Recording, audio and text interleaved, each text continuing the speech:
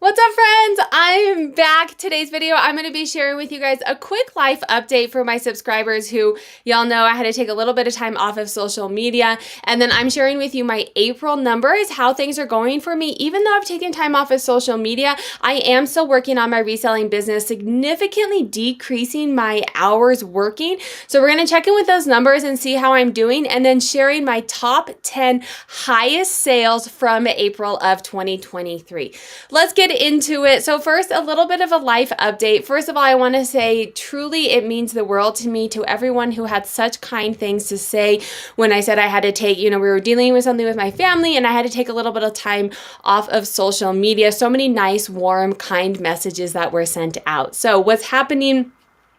Long story short, many of you know that I do this reselling business because I have 3 neurodiverse children, so it allows the flexibility. My youngest was having a lot of struggles in school, so we were dealing with that, and we've ultimately decided for the remainder of the school year to homeschool him. Hence me having to take some time off because that does fall on me. I'm still continuing to do my reselling business, but it means that I'm having to not put out as much social media content so that I can spend the time with him and help him in hopes, fingers crossed, to get him back into school in the fall and try and figure out all of that. So thank you guys so much. That's kind of where we're at. It means that I have been working roughly 3 to 5 hours a week.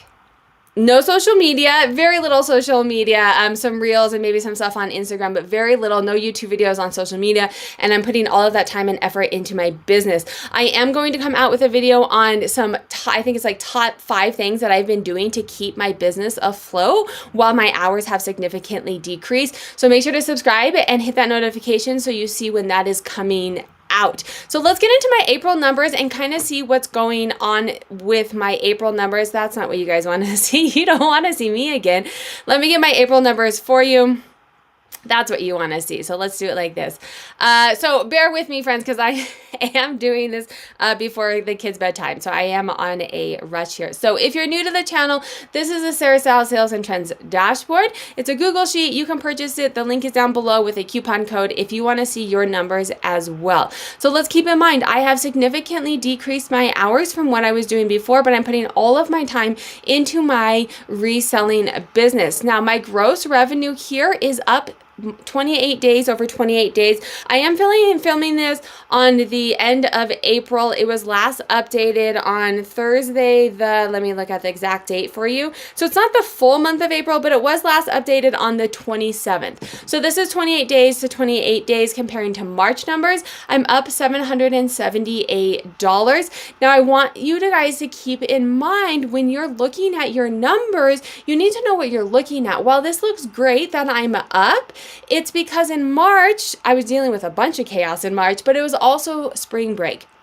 And I took time away for spring break. We went on a road trip. I was gone. I was on time away. So my sales for almost a full week were like very, very little. So while it looks like it's up, it's because my March was really low, right? And that's another reason that we're going to come down here and I want to look at my month over month. Now, this is also not a true comparison just because it's not the very end of the month, but you can see here my year over year, I am at 236 sold so far for April and 264 total. I average 10-ish a day. So I think year over year, I'm actually still doing okay. And we'll look a little bit more detail down below. And then that goes as far as the gross as well. You can see here my 28-day rolling. I am down. My 28-day average sale price is down. My average sold is up 42 items. I've sold 42 more items, but my average sale price is down. Again, this is where knowing your data is very informative and very helpful, and we're going to look at this in a minute, but I know I'm down because think about, I'm in women's fashion. So women's fashion, what's selling in March? Jackets, snow boots, ski boots, winter type things, and those tend to have a higher average sale price. And then we go into the summer and what's selling? Swimsuits, shorts, those tend to have a lower ASP. So looking at the 28-day rolling is important, but it's also important to understand your data and what you're really looking at. And for me, I also want to look at and consider my annual. How am I doing year over year compared to last year if you have a seasonal business? I am listing 66 less items. This is strictly because in March, I was listing about 12 a day. And then when all of this stuff happened with my son, I went down to listing 10 a day. I'm still listing 10 every single day. Make sure to check out the video that's coming up because I will talk about how I'm still able to list 10 items every single day, even though I'm working very small hours. And then again, my sell-through rate. Sell-through rate, how many items I'm selling out of how many items that I have for sale. So let's go ahead and scroll down a little bit. And I want to look at my average sale price down here compared to the previous year. And you can see here my average sale price, yes, from March to April, it takes a dip, but on an annual basis, so the dark blue compared to the light blue, I'm actually neutral, right? It's about the same. So while it is going down in that 28-day rolling comparison right here, it's not overly concerning to me because I'm in a seasonal business, right? So I'm not making any alarming decisions right now because this is what it looked like last year as well. Sell-through rate is a little bit, sell-through rate is a little down. However, it's not the end of the month and it's not completely. So I'm not completely concerned about this just yet, but looking at your year over year is important. So, hey friends, if I am speaking too quickly for you, do feel free to slow me down. You can click up here on your YouTube screen, scroll all the way down to playback speed and put me on the speed that is most comfortable for you. Now let's get back to it. Let's go ahead and take a look. I want to look at how my numbers are looking for the entire month of April. And then I want to peek a little bit about how my eBay is doing compared to my Poshmark, and then we'll look at my top sales for the month. So like I said, this was filmed on the 27th. So there is still a few more days before and over the course of a weekend before I am finished out with April, right? So I don't expect this to be at 100% just yet because the month has not finished just yet. I'm going to say I am thoroughly happy with 82% because I'm not working as much. I'm really in survival mode right now, just trying to get things going. And I'm going to give you guys a couple tips right now of what's happening because I'm sure you're like, how in the world are you doing this, Sarah, right? Make sure to subscribe because I'll go into more detail and more tips of what I'm actually doing. A couple things that are helping me with this right now. One thing that is helping me continue to run my business is I get ahead. I had a month and a half worth of photos listing 10 items every single day in my quote unquote bank to send to my virtual assistant. So when I was on spring break, when my son was really struggling and I was having to go to the school multiple times a day, or I was having to be in the classroom to help support him, and I wasn't working as much as we were trying to figure all that out, I had a month and a half of photos to say, hey, I can still keep my business floating. And we all know on eBay for sure that you have to stay consistent to keep your business flowing, to keep eBay going. And so this allowed me to stay consistent. The other thing is I have phenomenal virtual assistants. So while I had the photos, they were still able to work for me in the background. And this is one of the benefits of having other people in your business. It's nice because you save on cost if it's just you. You're putting in your sweat equity, but life happens, friends. You get sick, your kids get sick, basements flood, right? Like things happen. You're not going to always be able to work.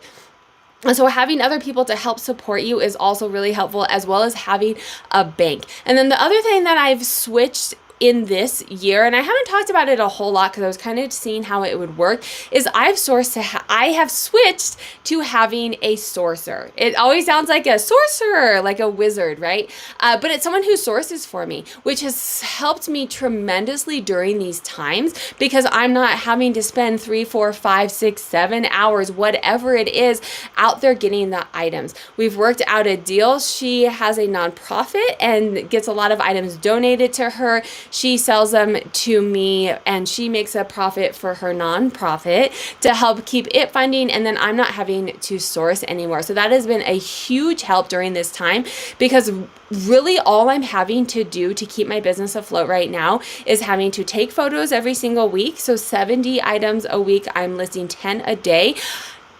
Processes, again, I will link a video up here on processes and how to be very efficient in your processes, because I can take 70 items, I can have enough items to list for the week in 2.5 hours because my process is so clean. And I can not easily, sometimes it's hard, but it's much easier to find 2.5 hours a week than it is to find 10 hours a week, right? So those are some of the things that I'm doing on the back end to keep my business afloat. But the video, like I said, coming out, I'm going to share like on eBay, what am I doing to actually keep sales going, to keep things afloat. So let's check out the rest of my, you want to see me small and this big. Let's check out the rest of my monthly sales.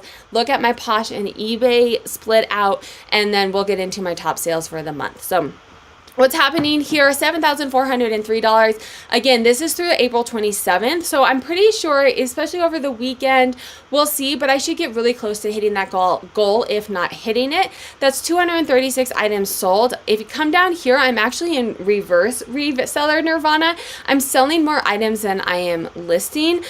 So if you follow Chris at A Daily Refinement, reseller nirvana is selling as many items as you're listing. If you are listing, and those items are not selling, there is a problem. That's why I like to aim for reseller nirvana. It kind of just helps me know, hey, what's my store's health look like right now? And right now you can see I'm in reverse reseller nirvana because I'm actually selling more items than I'm listing. And honestly, friends, this is intentional. It's keeping my business afloat.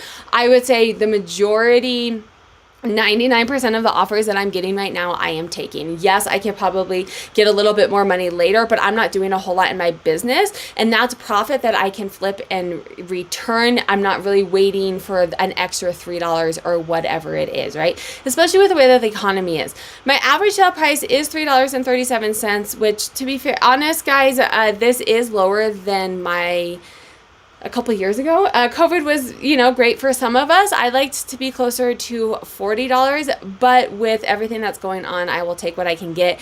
I don't really have the time right now to strategize and work on it. I'm kind of just in survival mode. $30 is better than $0. And then right now I'm at a 7.87% sell-through rate. So that means of the 2,300-ish items that I have for sale, almost 8% of them have sold.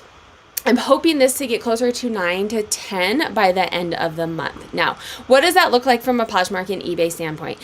I'm going to tell you, I'm going to link a video up here. My Poshmark sucks.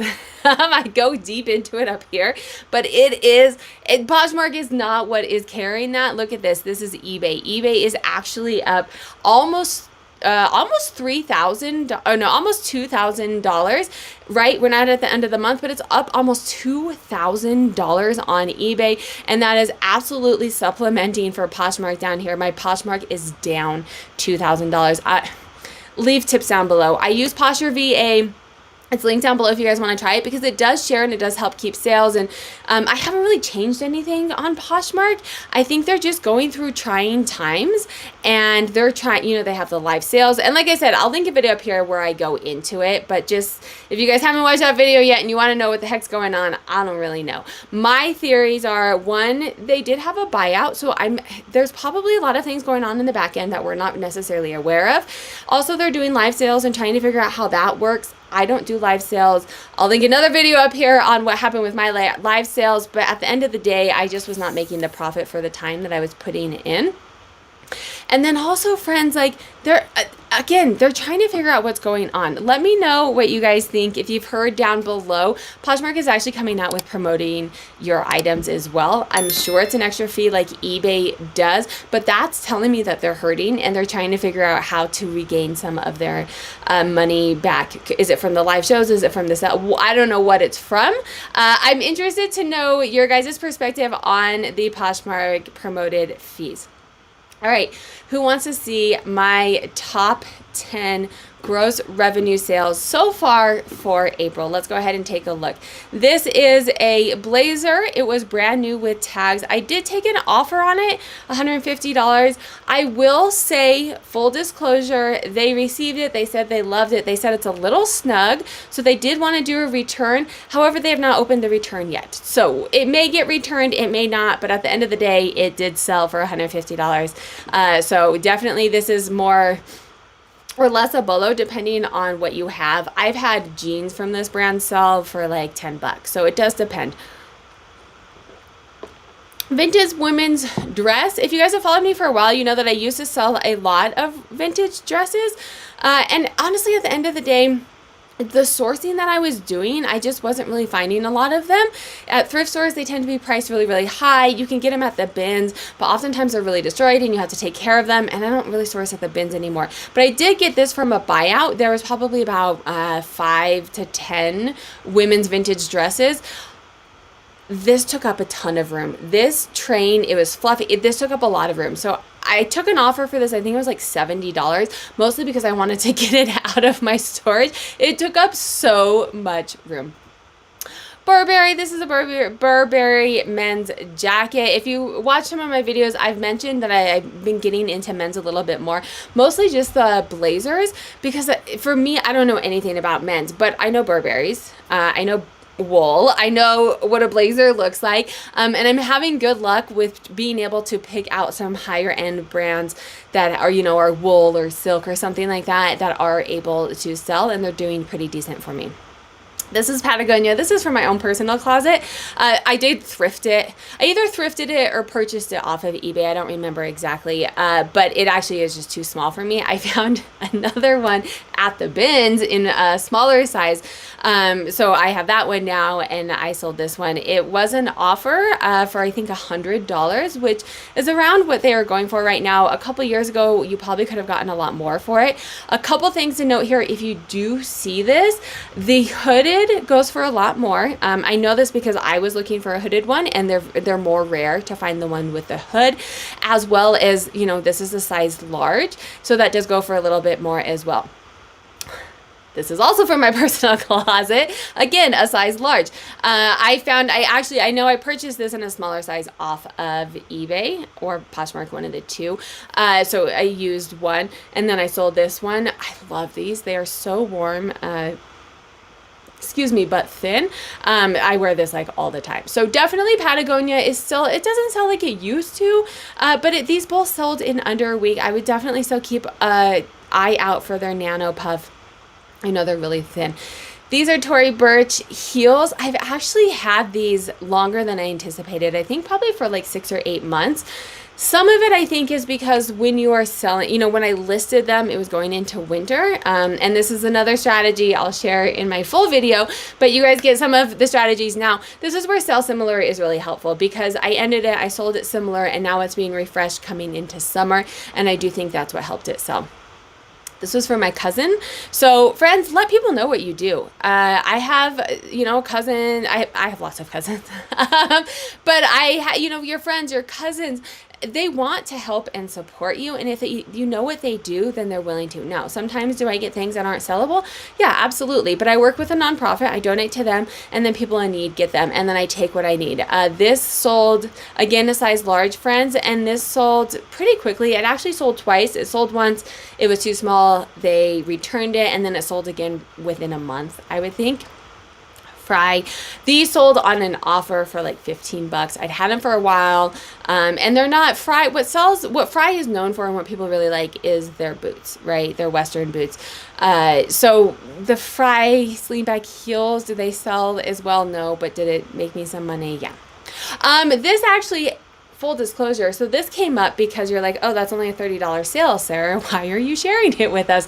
This came up because when you search on eBay, it is your total gross, which includes your shipping. So this was actually an international seller, and I think it was closer to like a $50 sale for an international seller. Now, I did not make that because I charged, you know, with shipping, and then they paid for it. So I didn't make that, but I'm just now noticing this, and that's why this smaller one came up in my total gross.